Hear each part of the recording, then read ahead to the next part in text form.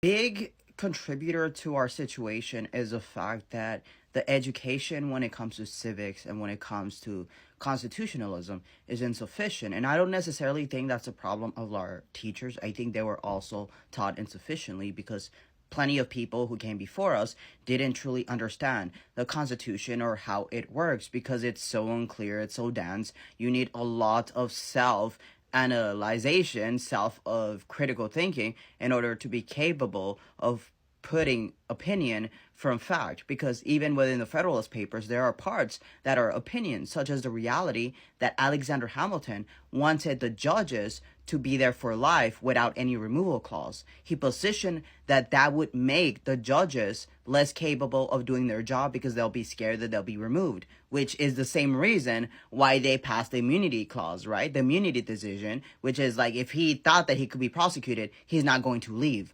So it's this continued originalist thinking that has pretty much restricted our liberties and has paved the way for us to come to a fascist America. And that's a disservice to our actual social contract, because there's a difference between the opinion of our founding fathers, the opinion of those writers, and the textualism. Within law, a contract is a contract. If it's breached, then it's void.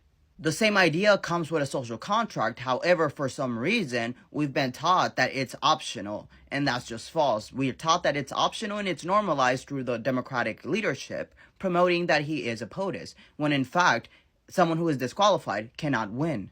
Within this reality, I've reassessed my platform and reassessed how I can best help the situation, because at the forefront, there's no matter what's coming up, whether it's a march, whether it's a economic blackout, if you don't truly understand what we're fighting for, then what's the point? Because you see, Mexico, the Mexican president, Claudia Sheinbaum, she said, I'm not scared of Donald Trump because my people, my country backs me up. You see, we don't back up our government, particularly because it's this government, right? But in general, we don't really have idea of what the American identity is. We're fighting for liberty, right?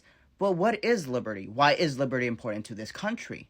And I think that's ultimately what this battle is. It's a battle for the soul of America. It's a battle between white supremacy, who wants to conquer and infect our country. And if we allow ourselves, if we just stand by and say, we're going to trust that the courts will do it, we're going to trust that Congress will do it, we're going to trust that the agencies will do it, we're going to fall. We're going to fall, and we're going to fall because we were so gullible and we didn't do anything about it. However, the reality is that we don't fail in having an identity as Americans because we're dumb. We do it because it was designed as such. Now, my next video, I had recorded it before this video. However, it's important because it touches on why is it that they chose a strategy to divide and conquer America. And that's really the legacy that we're experiencing right now. We can't actually protest because there's 50 damn states. Some of them don't even have a population worthy to be a state. And then ultimately, coming from a background where I was never allowed to identify as American, people would say, what are you? And then I'm expected to say Mexican. I don't have any problem with that because it's my heritage, but I've never been to Mexico. You see, when I went to Europe and people were like, what are you? And then I had a habit of saying Mexico, and they would say, what part of Mexico? I realized, I'm not fucking Mexican, and in a way, I felt like I was appropriating experience, because with my American passport at that time, I could travel really much without harassment or without anyone questioning whether I'm financially capable of traveling, which is contrary to people coming from the global south. In that reality, I realized that I was taking on an experience that I wasn't experiencing as a passport holder, right, of the United States of America.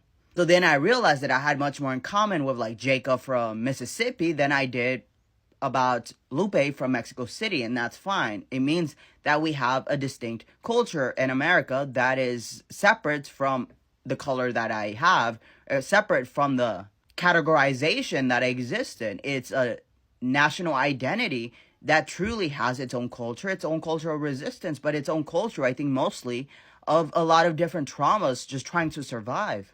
And these liberties came at the cost of something, whether that's a resistance against a kingdom, which is funny because we position a kingdom now, right?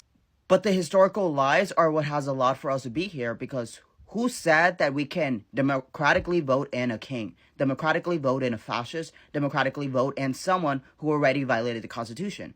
That's not true because of Article 6 Supremacy Clause, but somehow that's optional. However, the fact that this information has not been given to you so that you can actually decide when you go into the ballot in a way that is in alignment with our patriotic duty to guard the United States Constitution, that's not your fault. That's the fault of a government who has benefited from our disenfranchisement, from our intellectual disenfranchisement, from our inability to understand what is American values and what is personal values. And personal values have no room if that is contrary to our constitutional values. Federalist 78 by Alexander Hamilton. Until the people have by some solemn and authoritative act annul or change the established form, that is through Article 5 or our congressional legislations. It is binding upon themselves collectively, as well as individually, and no presumption or even knowledge of their sentiments can warrant the representatives in a departure from it prior to such an act. So the fact that we do not allow for an insurrectionist to be in office means that he should not be in office, unless there's a legislation to change that. And there hasn't been. So we're playing house in a fake government. And that's ridiculous. But let's remember, as the red states, start to get much more Yahtzee, Federalist number 80 by Alexander Hamilton. The states, by the plan of the convention, so the Constitution, are prohibited from doing a variety of things, some of which are incompatible with the interests of the Union and others with the principles of good government. Ultimately, that guideline will be the United States Constitution. And the fact that they are aligning with something different means that they don't need to invoke Article 5. So you fearing a convention is nothing when they're conventioning right now without your consent. All right? We can either have control over how it looks, or we're going to allow them to do it. And then people are like, eventually in 100 years, it's going to go back. That's crazy. That's crazy. That is crazy if you think like that. If you think that the midterms are going to save us, I cannot help you.